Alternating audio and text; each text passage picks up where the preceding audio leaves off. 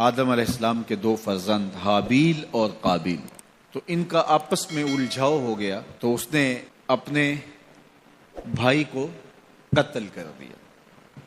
معاملہ یہ تھا کہ جو سلسلہ تھا بقائے نسل انسانی، افزائش نسل انسانی اور فروغ نسل انسانی کے لیے، وہ یہ تھا کہ چونکہ ایک ہی باپ کی اولادیں تھیں، تو جب ولادت ہوتی تو ایک بیٹا اور ایک بیٹی پیدا ہو، تو یہ بیٹا اور بیٹی جو ایک دفعہ پیدا ہوئے ہیں، ان کا آپس میں نکاح نہیں ہو سکتا تھا، تو اس کے بعد جو دوسرے بیٹے اور بیٹی پیدا ہوتے تو ان کا مخالف سمت نکاح ہوتا۔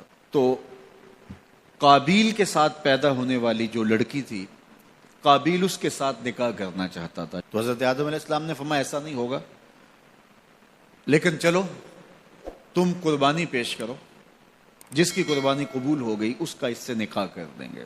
اس وقت جو شخص قربانی پیش کرتا تھا تو وہ جانور ذبح کرے یا گندم یا جو بھی، تو وہ باہر جنگل میں پہاڑوں پہ مختلف جگہوں پہ رکھ دیتے، پھر آسمان سے بجلی اترتی اور جس کی قربانی قبول ہوتی وہ بجلی اس کو اچک لیتی، اس کو جلا دیتی، اس کو کھا لیتی، اور جس کی قربانی قبول نہ ہوتی وہ یوں ہی پڑی رہتی۔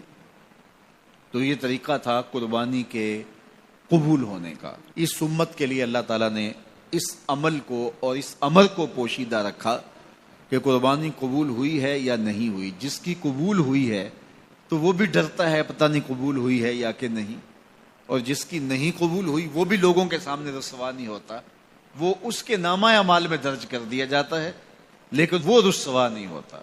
اور دوسری بات کہ ہم خود ذبح کر کے خود کھا لیتے ہیں۔ یہ عجیب ماجرا ہے کہ بروز عید قرباں وہی ذبح بھی کرے ہے وہی لے ثواب الٹا۔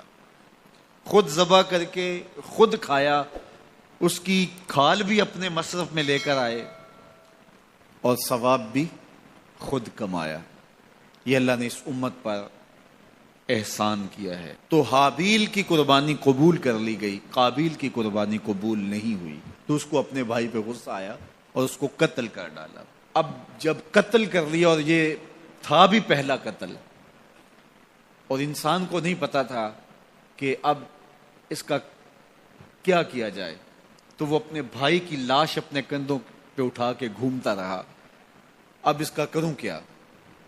پھر اللہ نے دو کوے بھیجے، قرآن مجید میں وہ واقعہ موجود ہے۔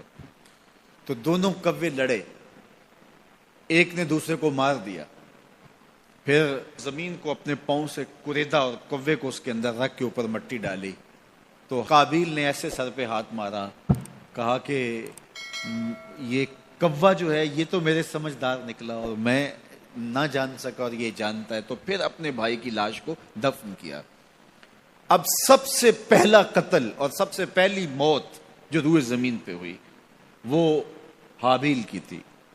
اب قیامت تک جتنے لوگ بھی قتل ہوں گے، جس طرح قاتل کو اس کی سزا اور اس کا گناہ پہنچے گا، یہ سارا گناہ قابیل کے نامہ اعمال میں بھی درج ہوتا رہے گا، اس لیے کہ اس جرم کا آغاز اس نے کیا۔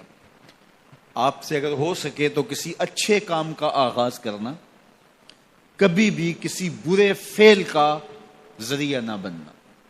بعض کا تو ہوتا ہے ایک شخص کوئی ایسا کام کرتا، اس کی دیکھا دیکھی سارے لوگ کرنے لگ جاتے ہیں، اگر وہ اچھا ہوتا ہے تو اچھائی پھیلنے لگتی ہے، اور اگر وہ کام برا ہوتا ہے تو برائی پھیلنے لگتی ہے۔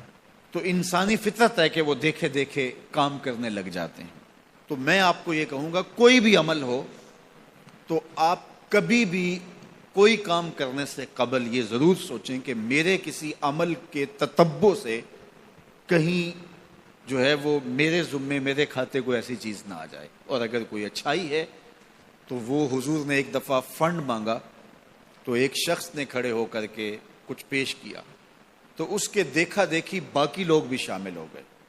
تو حضور نے اس وقت فرمایا تھا تاریخ ساز جملہ، من سنّا فی الاسلام سنتن حسنتن فلہ اجرھا، جس نے اسلام میں کوئی اچھا طریقہ رائج کیا تو اس کو اس کا اجر نصیب ہوگا، اور پھر اس کے دیکھا دیکھی جس نے بھی عمل کیا ان کا اجر بھی اس کے کھاتے میں لکھا جائے گا۔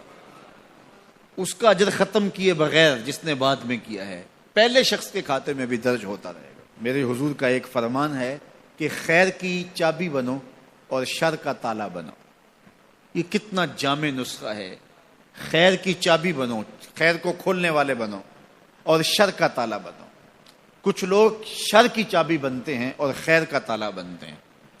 تو ہمیشہ اپنی زندگی میں کوئی بھی عمل کرنے سے قبل، وہ چھوٹے سے چھوٹا ہو یا بڑے سے بڑا ہو، آپ دیکھیں کہ اس کے معاشرے کے اوپر کیا اثرات مرتب ہوتے ہیں۔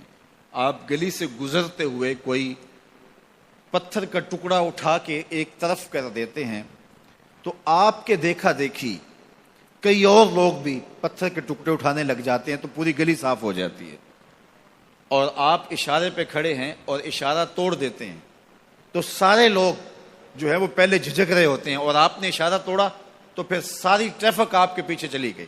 اس اشارہ توڑنے کا گناہ جتنا بھی ہے، اس کا جو بھی لیول ہے، جس طرح آپ کو ملا اور بعد میں جو آنے والے، وہ سب کا گناہ آپ کے کھاتے میں بھی گیا، اس لیے کہ ریت آپ نے ڈالی ہے، باقیوں کو حوصلہ آپ نے دیا ہے۔ اس طرح بہت ساری چھوٹی چھوٹی باتیں ہیں جو اپنی زندگی کے اندر آپ خود غور کر سکتے ہیں۔ تو کسی کو گالی بھی نہ دیں، اور جو ہے وہ کسی گناہ کا سبب اور ذریعہ کبھی نہ بنے۔